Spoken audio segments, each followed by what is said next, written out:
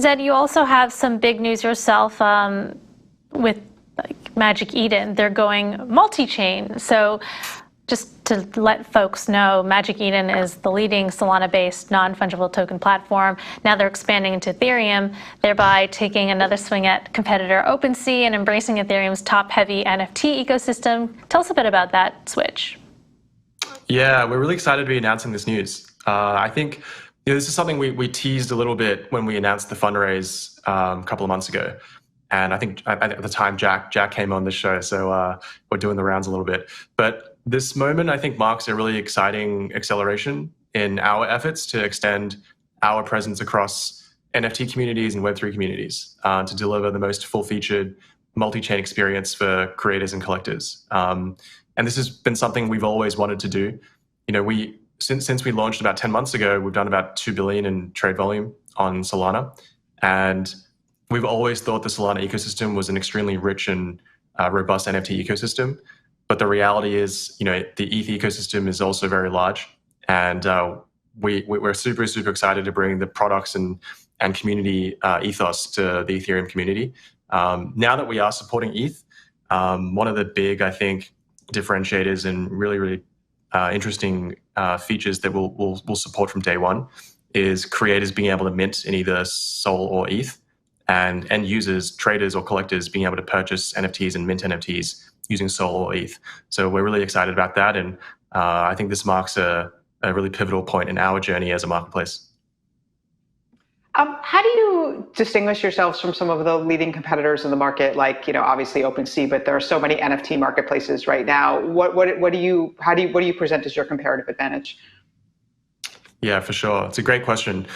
The way we think about ourselves is not only as just a marketplace. I think our thesis in general, and one of the reasons that we do want to support multiple chains and multiple verticals, is that the NFT ecosystem is extremely disparate today.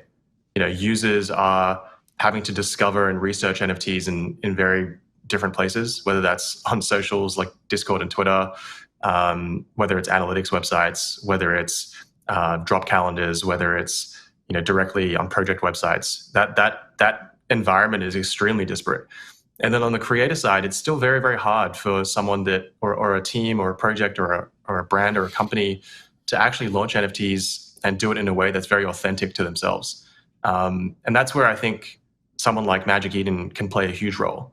So our thesis in general is that as we go multi-chain, as we go into other verticals, we want to simplify that journey a lot. And we want to create products and services and features that make it really, really easy across that end-to-end journey on Magic Eden directly. And that's why we've started to build things like Launchpad, which we've been operating for almost our entire history on Solana, and we're bringing that to Ethereum. We're building a robust suite of tools and analytics to complement the trading suite as we launch on Ethereum. And we think the combination of all these things will make it as easy as possible for anyone on the end user side or the creator side to come and interact with NFTs for the first time.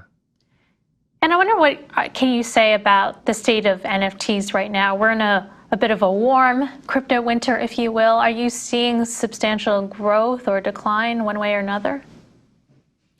Yeah, the NFT market has definitely been affected as in line with, I think, the macro environment. But we've seen this before.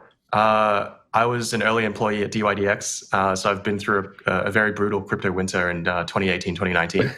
And we were saying the same things about, back then, I think it wasn't even called DeFi, but we were saying the same things about crypto more broadly.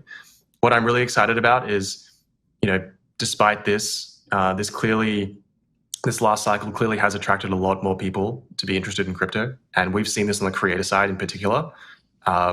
This is why, even though, some things like PFPs, which was the main driver of the last NFT wave, even though that has softened, we're really excited about new use cases. And, even though we're expanding to ETH, one of the things we're really focused on still at Magic Eden, and we're dedicating a lot of time and resources into, is supporting the gaming ecosystem on Solana, right? Solana is a great chain for games to come and launch, given the performant nature of what can happen there.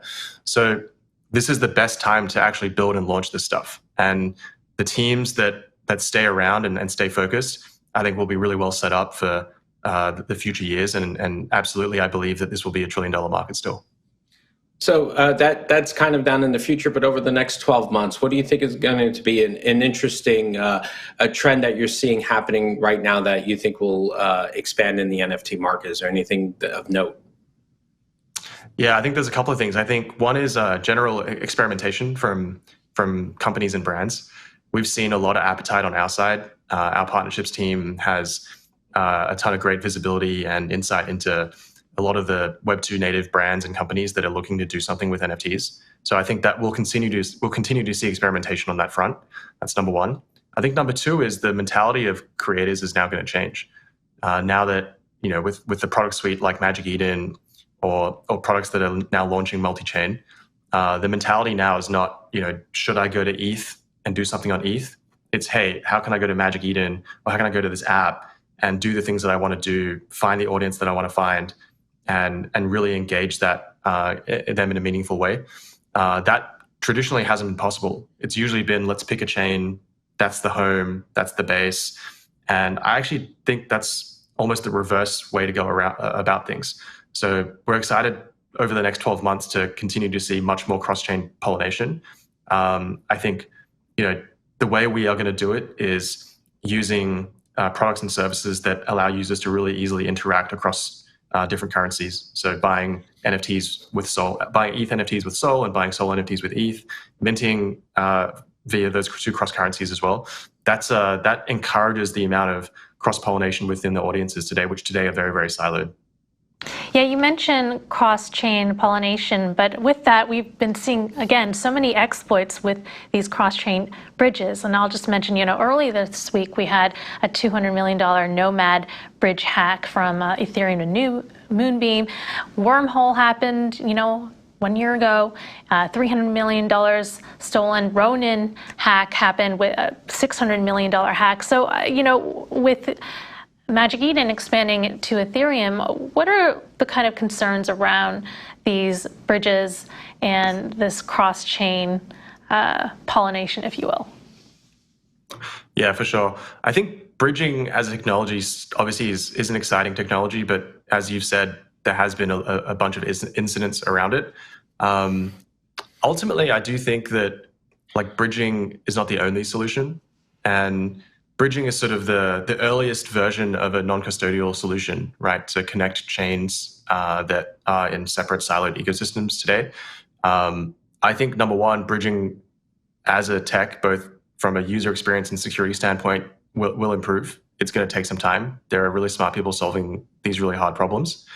There are also other ways to do it. There are custodial solutions too.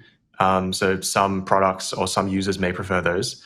I think as a marketplace, we want to be able to serve and offer the widest suite that whatever makes sense for the end user. We sort of have an ethos of the company that we will go where the users go. And that's true for things we build, things we offer into the product, and things that guide us from just a product compass. So yeah, I don't have any sort of deep sentiments around the state of bridging technology. I think obviously that's going to take some time. And as a marketplace, we want to be able to serve and allow users to do these things in the most sort of diverse but also secure ways as possible.